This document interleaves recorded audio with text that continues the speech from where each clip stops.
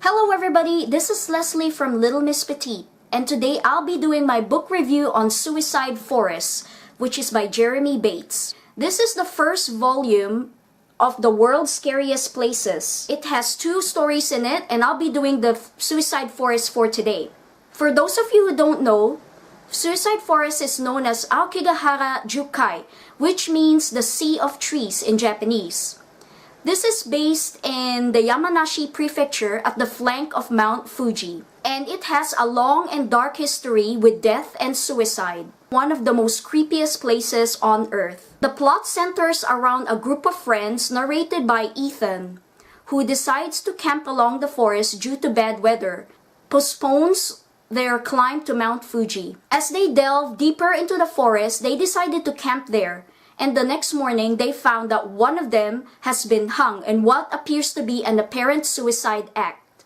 As the group panics and scrambles what to do, tensions arise. Ethan gets into a squabble with another of their group members, who's John Scott, which is a friend of his girlfriend. The author did a great job with building up terror and suspense as the group continues to find their way out of the forest, more hopelessly lost by which way to go. And the author translated into the pages the feeling of dread and hopelessness that the reader will relate to and resonate with. Another thing that I like, which the author did, was the use of imagery. So one time, there's this one scene when the group stumbled upon an empty gravesite. And in the gravesite, there were crucifixes made out of wood that were hung around all over the trees. Now, Aokigahara Jukai, or the Suicide Forest, is very dense, and no wind ever passes through between the forest and the trees. The crucifixes were swinging back and forth, and this created such a chilly atmosphere in the book. Another thing that I really like about this book, it is based on real places. So this forest is actually a real place in Japan. A lot of hikers and tourists visit that forest due to its dark history. If you go to the forest entrances, there'll be signs warning for suicide thinkers to rethink about their thoughts and messages like life is precious. The group members include Ethan, who's the main character, who's been living in Japan for the past couple of years. He's also have dealt with depression and suicidal thoughts in the past due to a death of a member of the family. And due to this, he has a strained relationship with his girlfriend Mel, and he has commitment issues. One of the other characters is Mel, who's just your average girl next door who's cute and friendly and gets on well with everyone.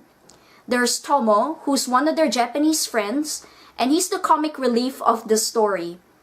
He bridges the gap between their cultures, and he explains the Japanese folklore and legends. There's also Neil, another one of Ethan's co-workers, who works also as an English teacher in Japan. And there's also John Scott, another one of Mel's friends, who she invited to come along with them. Lastly, there's these 2 Israeli couple who decided to tag along with them. The characters were alright and average. I really feel like I didn't too well with them. Apart from Ethan, there's not very little character development among the others. The only interesting, funny person there was probably Tomo. The author decided to add John Scott, another macho male guy who opposes Ethan, so they could have fights and squabbles when tensions arise. I was also interested with the Japanese legend and folklore surrounding the Suicide Forest. The author introduced the act of ubasute, which is an act of euthanasia. Back in feudal Japan, when there was extreme poverty and famine, family members would often lead the elderly to the Suicide Forest and leave them there to get lost and die of starvation, exposure, and thirst, to have less mouths to feed in a time of poverty and hardship. So that's really an interesting concept for me, because I guess sensitive issue, but suicide in Japan has a different stigma. In Japanese history and legends, they have seppuku, or ritualistic suicide, a means to keep your honor and dignity instead of living in shame and defeat and dishonor. Seppuku is usually done if you were caught by the enemy, and most Japanese warriors or samurais would rather kill themselves than to fall in the hands of their enemies, or if they did an act that would bring shame and dishonor to their family and clan, they would perform seppuku as a way to honor themselves. So suicide has a different stigma in Japan, as mentioned before. They don't see it as a horrible act. This concept gives the reader insight in Japanese tradition and values back in the day about keeping one's honor. So the dislikes I have in this book is that not too much, but only in the end, without giving too much away. I really like the build-up of the tension and fear of the book and the mysteries surrounding the forest about evil spirits and ghosts. However, in the end, it's a little bit of an anticlimactic and a bit of a disappointment. Again, without giving too much away, you have to read the book to find out the end. There was no gratuitous violence, blood, and gore, except towards the end. The end felt like it became a campy B-grade horror movie. It delved away from that special interest, which is vengeful spirits or yurei, what they call in Japanese. So overall, I recommend these books for horror lovers or people who are interested in J-horror or Japanese legends and folklore, and if you really want a really creepy and chilly story, this is a really cool story to read.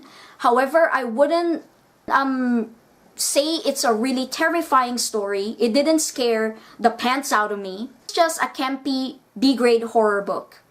It's interesting enough. It's a fun read, and I recommend it for those who likes to be creeped out and be spooked. So that concludes my review for The Suicide Forest. I hope you enjoy it. Please click on like and subscribe to my channel, and I hope to see you in my next video. Thanks for watching. See you!